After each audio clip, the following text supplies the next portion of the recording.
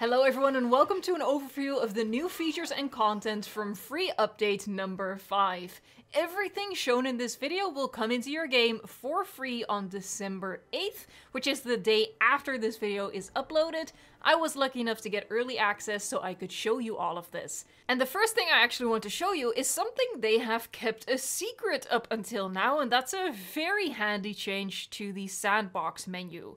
So over here in Sandbox, usually what you would do, you would select a map and you would change all of your settings to your preferred thing. But there was one thing we couldn't change over here, and that was time of day. So the first thing I always did after loading into a Sandbox map was do escape, go into Sandbox settings, and set it to daytime permanently.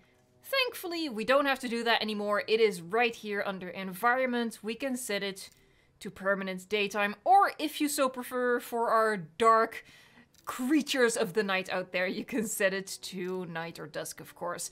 Something else I want to quickly go over, which is not necessarily to make me happy, but a lot of you guys are fans of challenge mode, and there is a lot of new stuff for that. So pay no attention to the man behind the curtain refusing to do challenge mode. We have 5 new challenge modes, which are based on the DFW campaign maps. So these 5 are all brand new in the game. That's Arizona Breakout, Washington State Wreckage. If you want to read these descriptions right there, you can pause. Pennsylvania Headquarters, Oregon Aviary, and California Photography. So those are 5 new levels that you can check out. For example, if we click over here, you can go through them: medium, hard, Jurassic, or easy. You can see that the part time for this one, for example, is really short. It's like a little photo challenge. I'll go through the other ones, see what we have. Like, this is more normal times, you know? Stuff like that. So you can get a ton of new content this way, and they all have like specific objectives that you have to complete. It's not just build a park, there are specific missions involved in. So that's really great, especially for the fans of challenge mode, that this free update comes with a lot of new content. So you're gonna get a lot more time that you can put into this game and get enjoyment out of it. And of course, I'm also doing a video showcasing all of the new content in the Malta DLC. You can find that video on the channel. I highly recommend you check it out because there's so much cool stuff in that DLC. But just to reiterate, everything in this video is coming for free, so don't worry about that. Alright, so now we are in our sandbox mode, and the first thing that I'm going to show you is if we go to the hatchery and we select a species. Let's select the Compsognathus, for example. And we're going to be doing a little experiment with Compsognathus later as well. Fret not. So if we release via airlift and we face this mini park I built, you can see these new icons. And these new icons are to let us know if dinosaurs are cool with each other or not. So if I put them in this exhibit, for example, you can see that the Giga and the Braggy, they are both blue with blue hearts. Same for the Chasmosaurus over here. And what that means is that they are liked species, so they can cohabitate with no issue.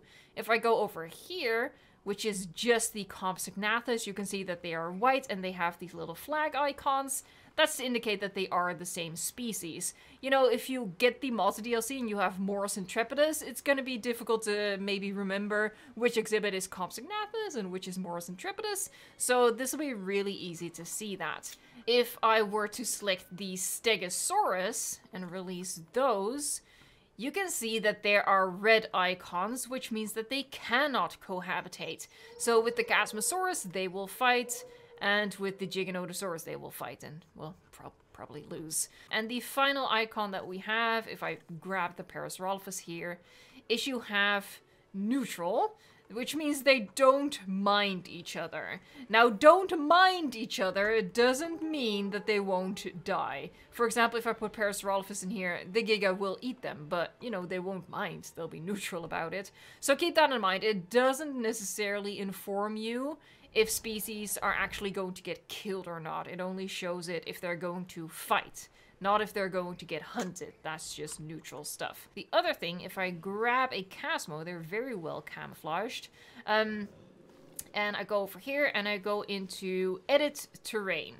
So I can customize this Chasmosaurus exhibit to suit its needs. If we do R, you can see here, toggle highlight liked plants. If we do R, now it's not foolproof. I feel like it's a little bit glitchy maybe. But there you go. Yeah, it's a little... It doesn't work perfectly. I don't know quite what it is. But the liked plants... There. Oh, God. Maybe if I click on them. Oh, yeah. Maybe that's it. Maybe I need to click on them. You can see right there that the foliage turns green. So that indicates that all of this stuff in here is stuff they like. But yeah, it's not working perfectly. You would think that it would just permanently show up in green.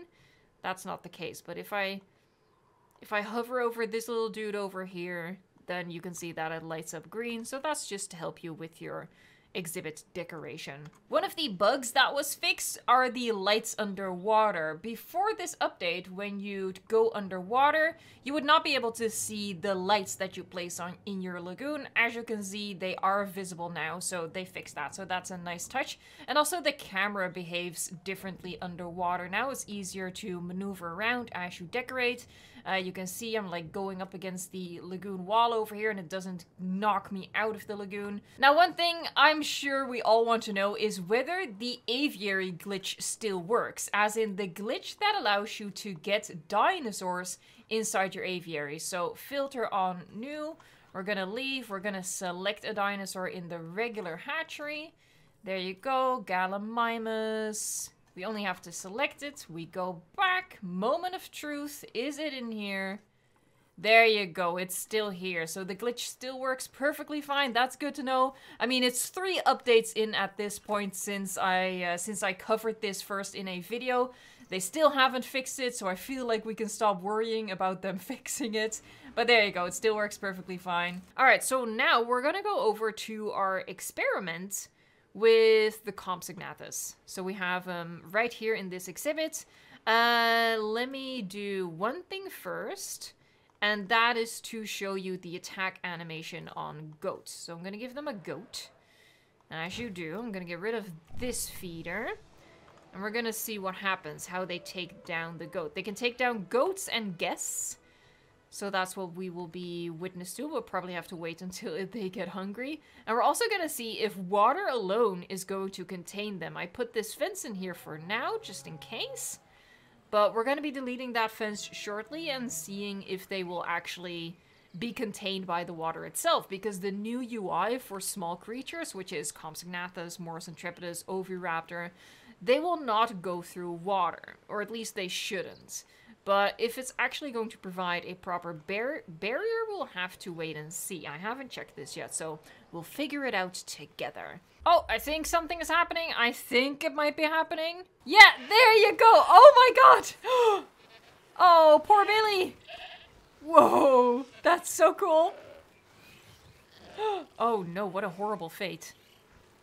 Oh, oh my god. Oh my god. And it's down. That was excellent, though. That is super, super fun. For me, not for the goat. Yeah, so that is part of the new tiny carnivore's behavior. Morus intrepidus will also do this. And it's absolutely awesome. We're gonna see them attack more goats, and we're also gonna see them attack guests.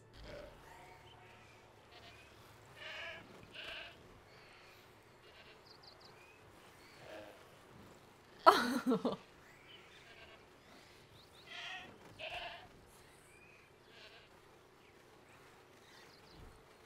Oh, he got away! He got away! Oh, good for you! Well done, buddy! Well done! Now, even though, thanks to the new update, the Compies have an awesome attack animation for goats and for guests, they will not attack other small carnivores. This was mentioned in the livestream. One of the guests from Frontier, one of their employees, did say that they could attack small dinosaurs. I think that person misspoke. It wasn't necessarily the person in charge of those animations after all.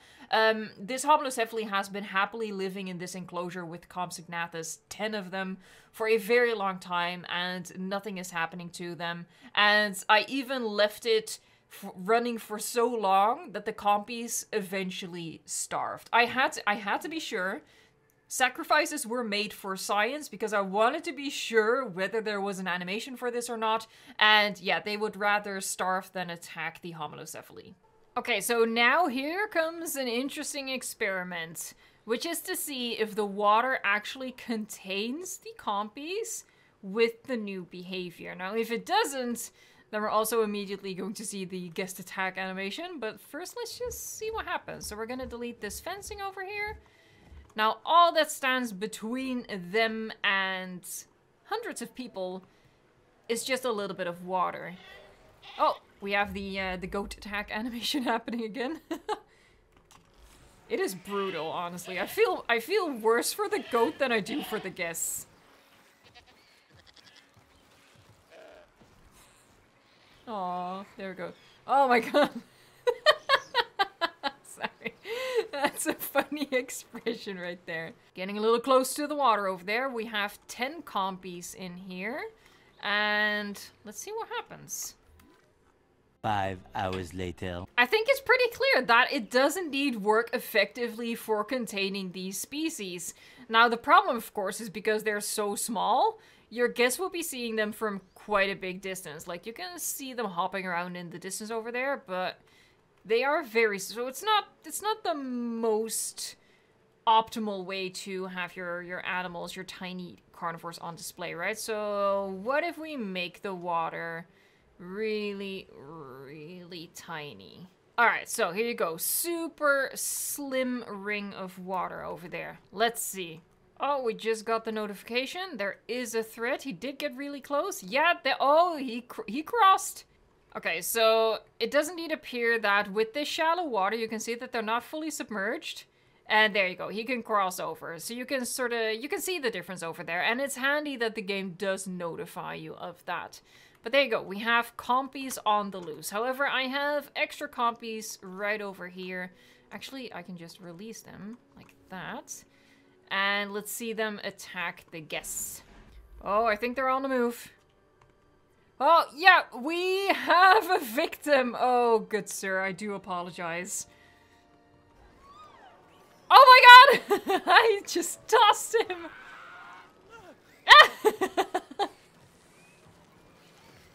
Oh my god. The little creeped out dance he does. Oh my god. Oh wow. He went down like a noodle. Well, there you go. That's what happens. Let's see that again.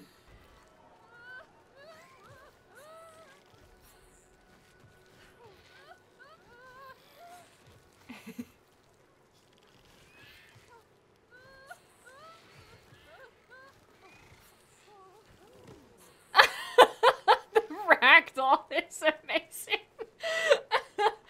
Okay, so while that happens, it's very amusing. Honestly, I could watch this a lot, and I will, but we have a little bit more to showcase actually that we have from this free update, and I want to show you the body variants that this update has now given us skins for. So let me find the Giga actually. Let's go in here, modify genome. There.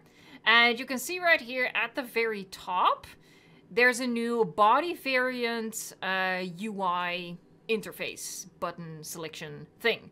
Technical terms, don't worry about it. But you can select the default body variant, the Giga 2022 body variant, or you can just have it randomized per egg. So each egg will just make a random selection of which body variant to choose.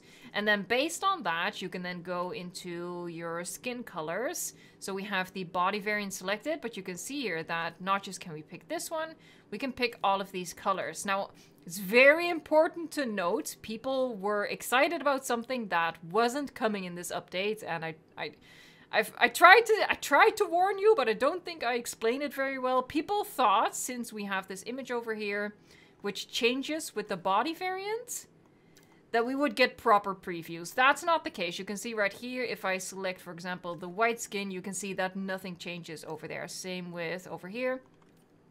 Let's go for this one. This preview image doesn't change. That's very important to keep in mind. But it is really nice that we now have all of these body variant colors for the different body colors for the body variants. Different patterns as well, of course. And I'll show you what those look like in the species viewer, but I wanted to show you how it worked in the hatchery when you are creating your dinosaurs. And just to confirm that we are not getting accurate skin previews in the hatchery. It's still just a case of these previews over here, which are quite unreliable. Alrighty, so here we are in the species viewer to look more at these new skin colors that we have for the body variants. We have the Giga over here, and you can see that you can select all of these colors. Super, super cool. And then all of these different pattern colors as well. Some subtle colorations on the muzzle. I think it's really, really excellent. I mean, look at this. It is incredible. I really like this model for the Giga, even though it looks very monster-esque. I really like it. So I was getting a little bit bored with the single skin. So this is super, super nice. Now, the species that are getting new skin colors are this Giga, the Kentro from the Camp Cretaceous pack, the Urano from the Camp Cretaceous pack, the Dreadnoughtus, which is also from the Dominion Biosyn expansion, and finally the brand new Iguanodon from the Malta expansion that's also coming out tomorrow. It's very important for you guys to know that although this skin update is free, it only applies to variants that have actually come in previous or concurrent DLCs. So even though this skin system is now free, the dinosaurs that it applies to are paid content. So you'll only get the benefits of this new skin system if you have these purchased dinosaurs from the Camp Cretaceous DLC, the Biosyn Dominion DLC, and the Malta Dominion DLC. So that's very important to note. Another important thing to note is that this feature excludes a lot of other creatures. For example, the Brachiosaurus, let's find her. Brachiosaurus also has a different variant. I feel like this is a different variant. We can all agree on that, right? It's a completely different body variant. It's a different model. As you can see, it doesn't have the extra skin options. So the skin options, again, only apply to the Giga, the Kentro, the Urano, the Dreadnoughtus, and the Iguanodon. It does not apply to the Brachiosaurus, the Parasaurolophus, the Pteranodon, the Allosaurus, the T-Rex, or any other variants that I might have missed. Those do not have multiple skin options. So that's important to keep in mind. Let me quickly show you the Iguanodon. But of course, the Iguanodon is, again, paid content.